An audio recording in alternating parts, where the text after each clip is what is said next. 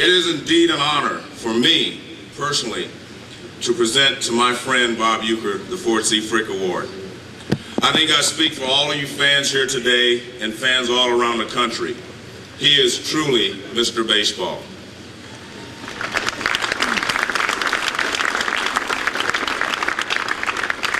Bob Uecker has called games for his hometown Milwaukee Brewers for the last 33 years, including 24 as the lead announcer.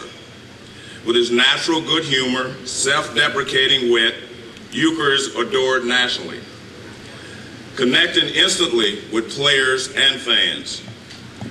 He's recognized 5 times as the Wisconsin Sportscaster of the Year. Mr. Baseball joined the Brewers broadcasting tandem of Merrill Harmon and Tom Collins in 1971. The voice of the Brewers has broadcast the World Series, the League Championship Series, and All-Star games, as well as Monday Night Baseball in the 1970s and the 1980s.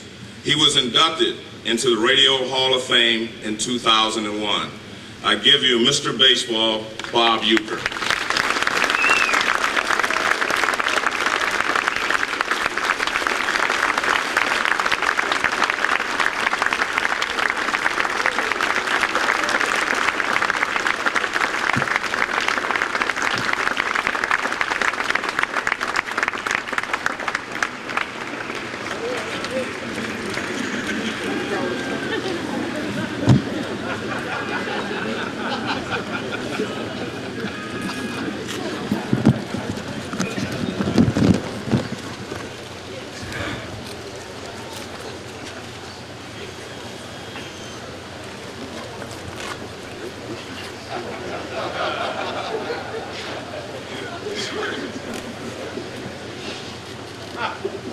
Thank you, Joe.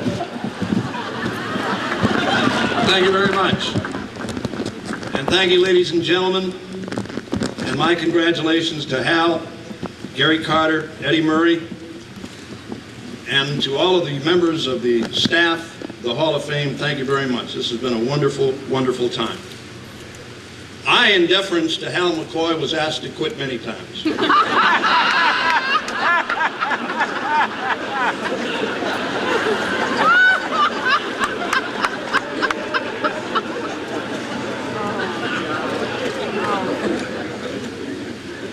I was born and raised in Milwaukee, Wisconsin. Actually, I was born in Illinois. My mother and father were on an oleomargarine run to Chicago back in 1934 because we couldn't get colored margarine in Wisconsin. On the way home, my mother was with child, me, and the pain started, and my dad pulled off into an exit area, and that's where the event took place. I remember it was a nativity type setting.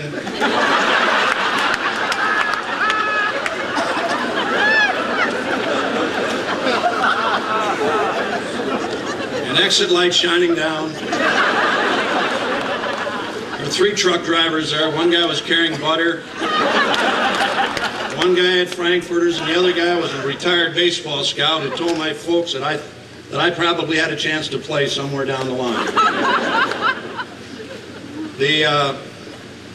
I remember it being very cold. It was January. I didn't weigh very much. I think the birth certificate says something like 10 ounces. I was very small. And I remember the coldness on my back from the asphalt.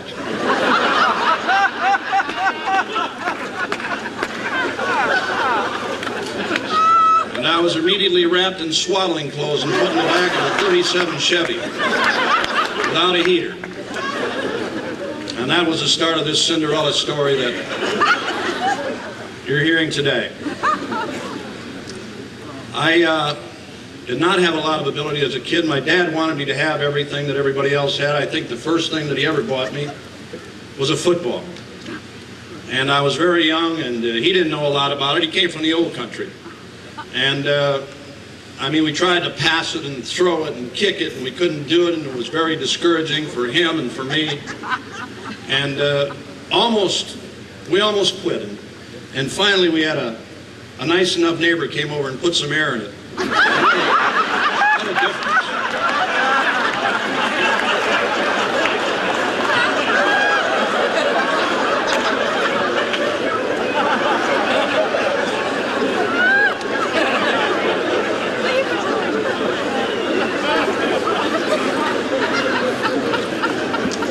I got a lot of my ability from my father, as a lot of these other guys did.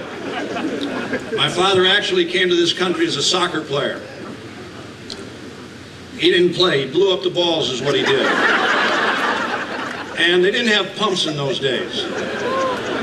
And to see a man put that valve in his mouth and insert it into a soccer ball and blow 30 pounds of air and then have the ability to pull that thing out without it fracturing the back of his mouth was unbelievable. You had to see his neck and his veins popping. It was unbelievable. How proud I was as I watched him do it time after time.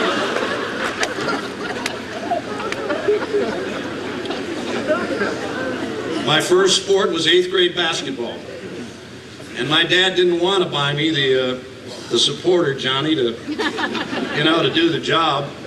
So my mother made me one out of a flour sack.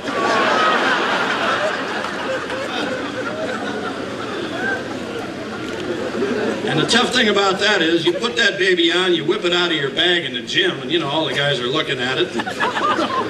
You start the game, and the guy guarding you knows exactly where you're going because little specks of flour keep dropping out.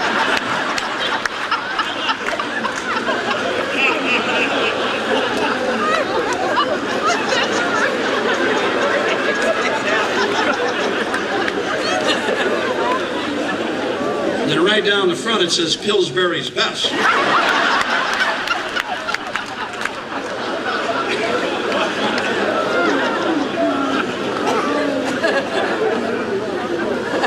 I signed a very modest $3,000 bonus with the Braves in Milwaukee, which I'm sure a lot of you know. And my old man didn't have that kind of money to put out. But the Braves took it. I remember sitting around our kitchen table counting all this money, coins out of jars. And I'm telling my dad, let's forget this. I don't want to play. He said, no, you are going to play baseball. We're going to have you make some money and we're going to live real good. My dad had an accent. I want to be real authentic when I'm doing this thing. So I signed. The signing took place at a very popular restaurant in Milwaukee. And I remember driving and my dad's all fired up and nervous. And I said, look, it'll be over in a couple of minutes. Don't be uptight. We pull in the parking lot, pull next to the Braves automobile. And my dad screws up right away. He doesn't have the window rolled up far enough, and our tray falls off, and all the food is on the floor. And from there on, it was baseball. Starting with the Braves in Milwaukee, St. Louis, where I won the World's Championship for them in 1964, to the Philadelphia Phillies, and then back to the Braves in Atlanta, where I became Phil Niekro's personal chaser. But during every player's career, there comes a time when you know that your services are no longer required, that you might be moving on, traded, sold, released, whatever it may be.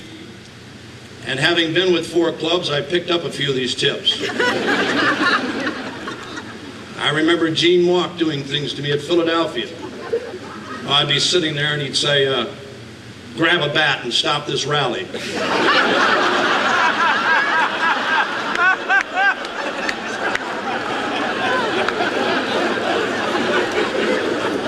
Send me up there without a bat and tell me to try for a walk. Look down at the third base coach for a sign and have him turn his back on you. But you know what? Things like that never bothered me. I've set records that will never be equaled. 90% I hope are never printed. 200 lifetime batting average in the major leagues, which tied me with another sports great, averaging 200 or better for a 10-year period. Don Carter, one of our top bowlers. In 1967, I set a major league record for pass balls. And I did that without playing every game. There was a game, as a matter of fact, during that year when Phil Niekro's brother and he were pitching against each other in Atlanta. Their parents were sitting right behind home plate. I saw their folks more that day than they did the whole weekend.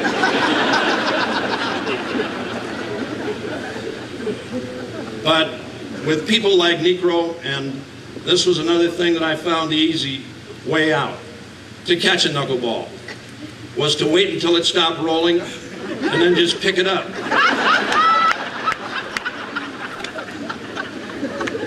There were a lot of things that aggravated me too. My family is here today. My boys, my girls, my kids used to do things that aggravate me too. I'd take them to a game and they'd want to come home with a different player.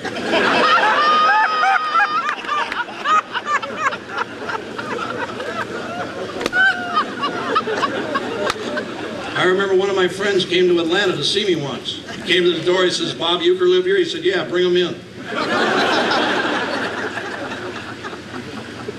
But my two boys are just like me. In their championship Little League game, one of them struck out 3 times, and the other one had an error, allowed the winning run to score. They lost the championship, and I couldn't have been more proud.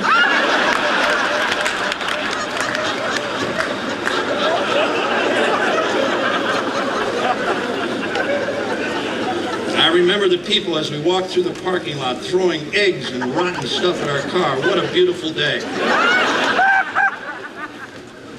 You know, everybody remembers their first game in the major leagues.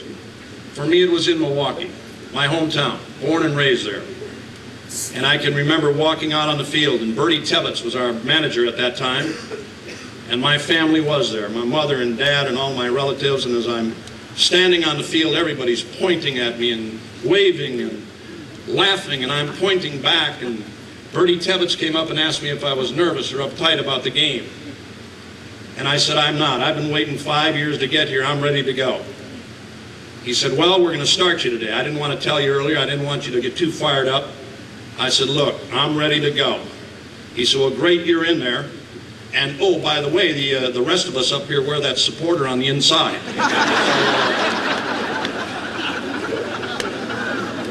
That was the first game my folks walked out on, too. But you know, of all the things that I've done, this has always been number one, baseball. The commercials, the films, the television series. I could never wait for everything to get over to get back to baseball. I still, and this is not sour grapes by any means, still think I should have gone in as a player. Thank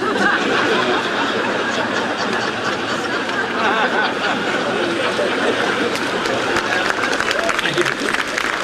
Thank you very much. The proof is in the pudding. Now, this conglomeration of greats that are here today, a lot of them were teammates, but they won't admit it. But they were. And a lot of them were players that worked in games that I called.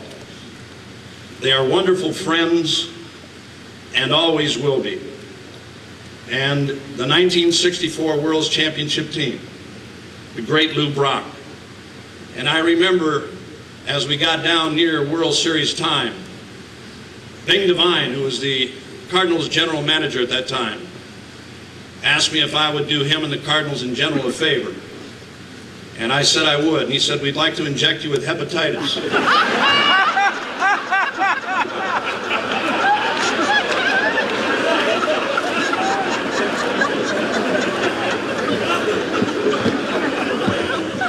"We need to bring an infielder up." And I said, "Will I be able to sit on the bench?" He said, "Yes. We'll build a plastic cubicle for you because it is an infectious disease." And I've got to tell you this. I have a photo at home. I turned a beautiful color yellow, and with that cardinal white uniform, I was knocked out. It was beautiful, wasn't it, Lou? It was great. Of course, any championship involves a World Series, the ring, the ceremony, the following season in St. Louis at Old Busch Stadium. And we were standing along the sideline. I was in the bullpen warming up the pitcher. And when they call my name for the ring, It's something that you never ever forget. And when they threw it out in the left field, I found it in the 5th inning, I think it was. And once I spotted it in the grass, man, I was on it. I mean, it was unbelievable. But as these players have bats and gloves, I had a great shoe contract and glove contract with a company who paid me a lot of money, never to be seen using their stuff. Bat orders. I would order a dozen bats, and there were times they came back with handles at each end. You know, people have asked me a lot of times, because I didn't hit a lot, we all know that, how long a dozen bats would last me. Depending on the weight and the model I was using at that particular time, I would say 8 to 10 cookouts.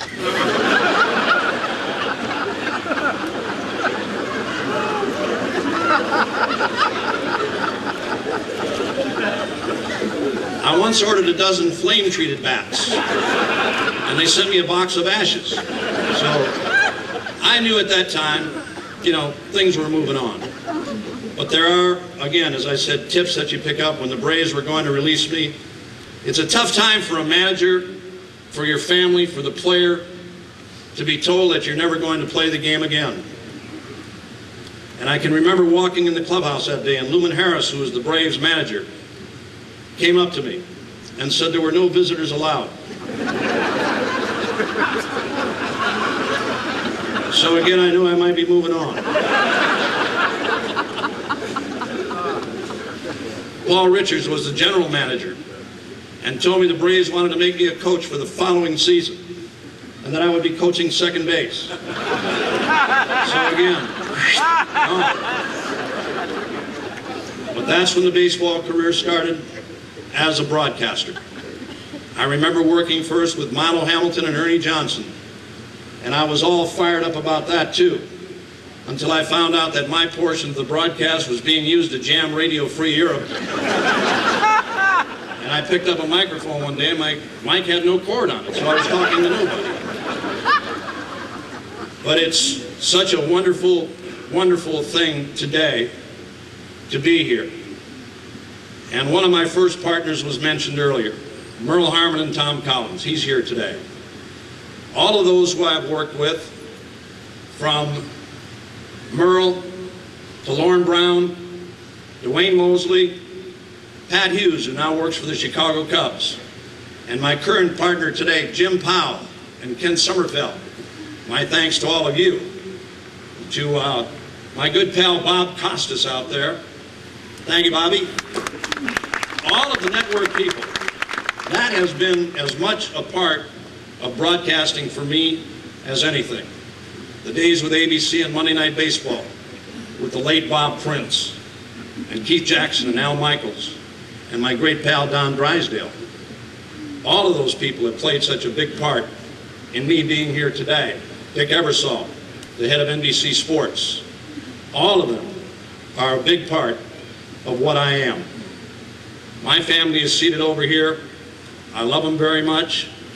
Euless Payne is here, the president of the Brewers. The commissioner of baseball is the guy that gave me my start. He said, I want to bring you back to Milwaukee. And I said, I'll come. And here I am, 33 years later. Thank you, Al. I call him Al. Bud Seelig. Wife Sue is here. To all of my Brewer family, Wendy, Laurel, Seelig, Wendy Seelig, Prieb, Laurel Prieb, Tony Miliaccio, one of my great friends, Mike LeBeau, all my people, John Greenberg. I didn't even know you were here. You took care of Hal McCoy. What the hell's going on? But all of these people play such a big part in all of our lives.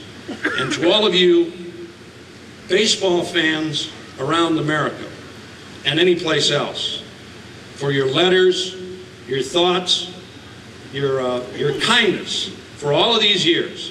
It's been a great run, but number one has always been baseball for me. No matter what else I ever did, baseball was the only way I wanted to go. I thank you very much for your attention today. Thank you for having me, and congratulations to everybody here. Thank you very much, everybody. Thank you.